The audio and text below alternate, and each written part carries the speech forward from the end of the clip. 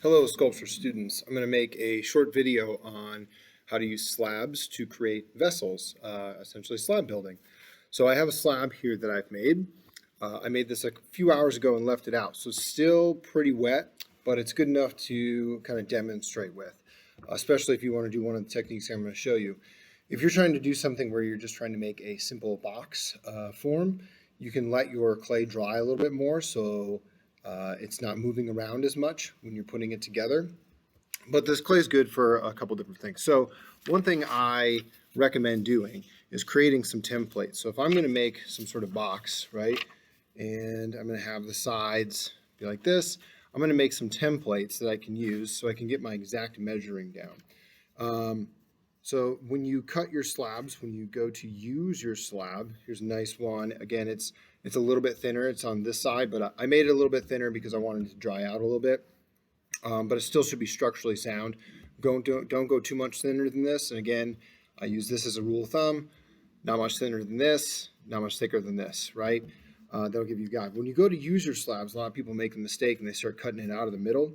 Try and use the edges of your slab as best you can. So I'll take my template and I will trace it. Now, what's going to happen if you make templates out of paper, they're going to get a little bit wet when you use them on the clay, but you should still hold on to them for a little bit just in case you need them again. Don't just immediately toss it. So I've got that. I'm going to use my fettling knife to cut that out. So I'm holding the knife nice and close instead of way back here, right? These knives are not going to hurt you, so hold them up and close. I'm going to try and keep my knife straight up and down, perpendicular to the surface, so I get a nice straight edge. If you cut at a diagonal, that's a technique you can use, which I will show you, but I'm going to cut them straight first. Okay, now don't worry about if the edges get a little goofy. You're going to put these together anyway. So there's one shape. Now, I'm going to cut one more just so I can show you. Well, I'm going to cut two more just so I can show you a couple ways to attach these together. So again, I'm going to use my slab as best I can. So I'm lining this up with a line I already did so that I'm not wasting any of this slab that I made. That way, if you need extra, you've got it. All right, try and do some nice straight cuts here. So I'll show you two ways of attaching these with a couple tips. So I'm going to cut out one more square. So my templates were about 4 inches, so I'm making sure that they fit. They should fit nicely, right? There's always adjusting that you will need to do with anything that you make, right? Nothing we make is ever perfect, and so you just adjust as you go. You're just trying to set yourself up so you don't have to do way too much adjusting as you go. So this one I'm not tracing. I'm just going to go ahead and cut it. I feel confident that I can do that. And again, I'm lining my lines up so that I'm actually doing less work. I'm saving some of my slab. All right, so I've got my pieces here. I'm going to put this extra slab over here for a little bit. All right, so I've got my score and slip ready to go. I've got my needle tool, and I've got some extra clay that I can use for a coil. So the first thing you could do, okay, if you want rounded edges on your box, what you could do is you can create, put them together in this corner here, and you can roll up a piece of clay into a coil, and you can score and slip it into that area, smooth it out, and then you can straighten it out, but that is one way that you can attach these. So I score and slip here, score and slip your coil, and attach them. So that's way number one, okay? Way number two is that you're going to score and slip this area. So I'm actually going to do that. So I'm going to score and slip this edge here. So again, remember to do a really good job scoring, especially if you're doing this with the clay a little bit on the dry side. You want to make sure that you do a really nice job of the scoring and slipping so it doesn't fall apart or crack on you later. So I'm going to take some of my slip, I'm going to put it down into my textures.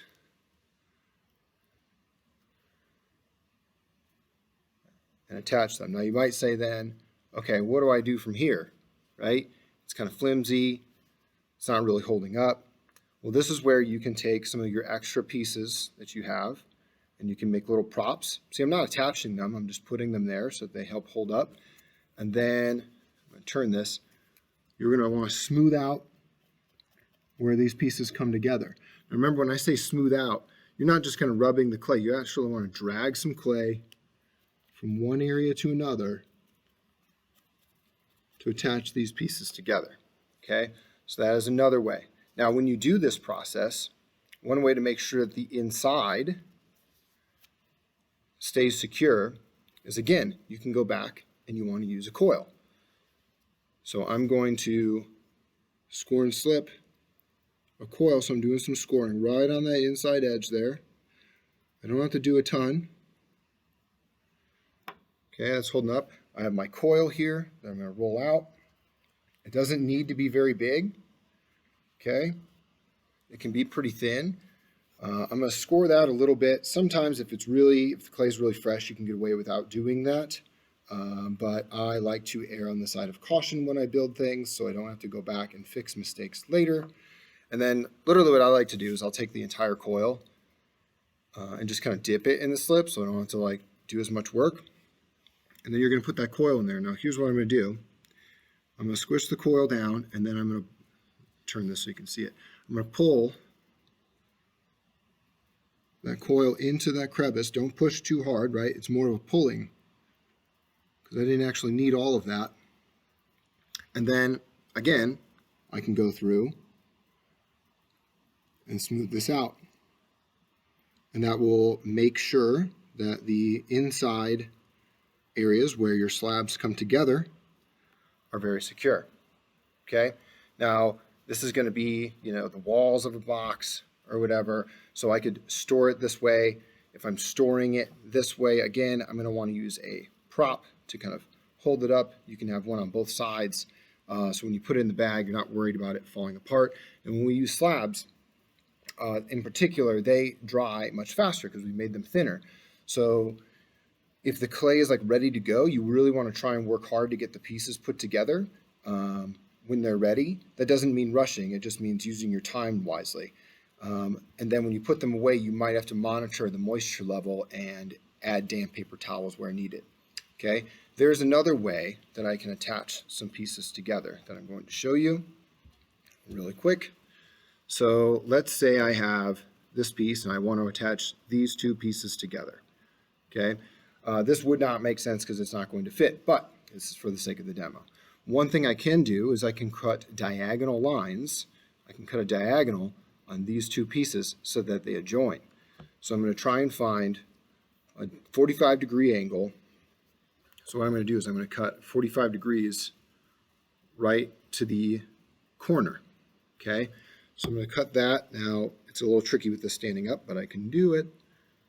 I'm just going to follow the line down and cut a 45-degree angle. And then the piece I'm going to attach it, I'm going to double check and make sure which way I'm supposed to cut. So I'm going to cut it this way. Okay, so I'm going to cut that at a 45-degree angle. I'm trying to get the tip of the knife right on that edge. And then I can score and slip these two angles together. That is another way to do it. So really there's a few different ways to attach these depending on what you're doing. You have your stacking method, which I did. You have the way where you could put a coil in between them, and you have the way I just showed you where you could do a 45-degree angle to attach them. So that's kind of some basics of building with the slabs. What I would do if I was building this is I would get all four walls kind of put together in this way, and then I would transfer it to a different slab, measure around that entire thing, and cut out the bottom to attach. Because that way you can make your adjustments as you go. So I would take this whole thing, put it on a separate slab, trace around it, cut the bottom out, and attach that. That's the same thing you can do with the lid. You can trace the lid onto another slab, so you're going to want to have a few slabs on hand to do that with. Now, again, if the slabs are kind of wet, you can do some kind of interesting things with them. I could have two of these pieces kind of have them cut at an angle. So let's say I wanted to do something a little more interesting. Okay, I've had some students do this, and I'm going to do a really quick version of it. But if let's say you wanted to do a non-traditional shape. I had one student do a leaf, so I'm going to draw a leaf shape. And this is going to be kind of small, so I can demonstrate with it. I'm going to trace this again so that I have a lid if I want to.